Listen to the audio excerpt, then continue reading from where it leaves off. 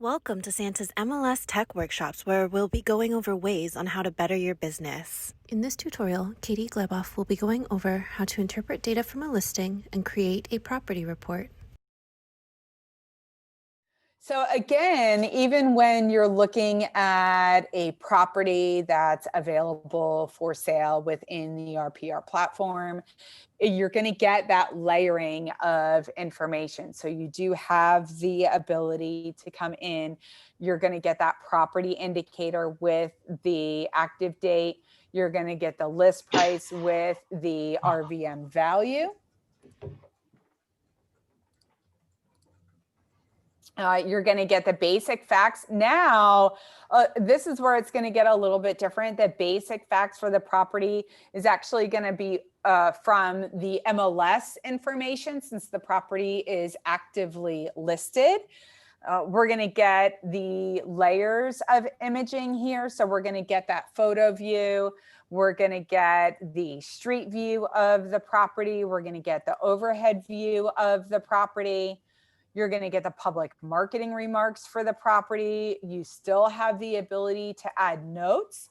So if you want to go ahead and send a message to your buyer, you can come in and say, would you like to schedule a showing? Veronica may have more information when you guys can expect to get that integration with showing time. I don't know if that information is up to date in here yet, but that should be coming to you guys. We're going to get those home facts. Here you're going to see 3 columns of information. So we're going to get those home facts that come in from public record. And then you're going to get those listing record facts. So if you see a discrepancy, you can come in and clear up that discrepancy. And then that information would be included within your property report. You can cancel all of this information out as well. Median estimated home value, you're going to get that price change history. And now again, layering of information, right? You're going to get interior features from listing data, interior details from public record, exterior features from listing record, exterior details from public record. You're going to get those location details. You're going to get financing information. You're going to get tax information. So you're still going to get that layering of property data. You'll still get, if we come in, you still have access to that map, so you can see that local inventory. You can come in and look at those heat maps if you wanted to take a look at average sales price for the area. All of those layers are still here, even though it's an actively listed property.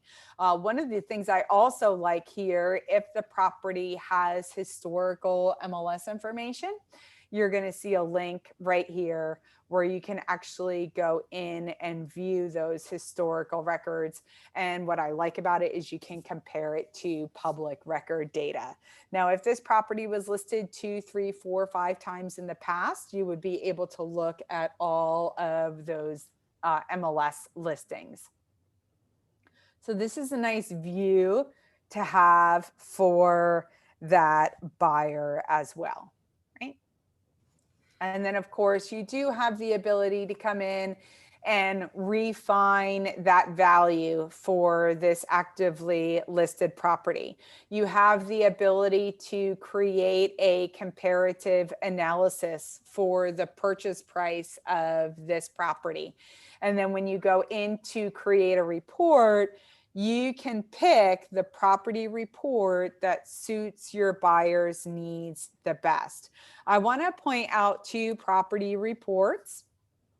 The top report that we have here is your extensive property report. Again, you can go in to show sample, open it up. You can preview what the report's going to look at. You can get an idea of the length of the report.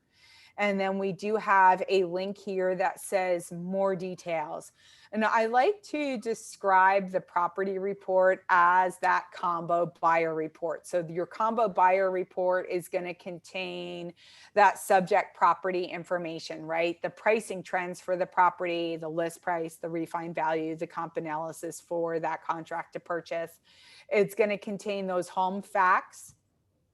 Now, part of the home facts for the property also includes the homeowner's name. So if you wanted to remove that from the report, you just uncheck the box. You're going to have those extensive home facts. Maybe the property was listed last year and they've done a lot of improvements. So you want to include those historical photos. You have the ability to include those, your comp analysis, your sales and financing activity, but it's also going to provide the buyer with our layer of neighborhood demographics. And neighborhood demographics, this is going to include almost like that real list information that you guys have, right? Population, growth, density, male to female ratio, the percentage of rent versus own.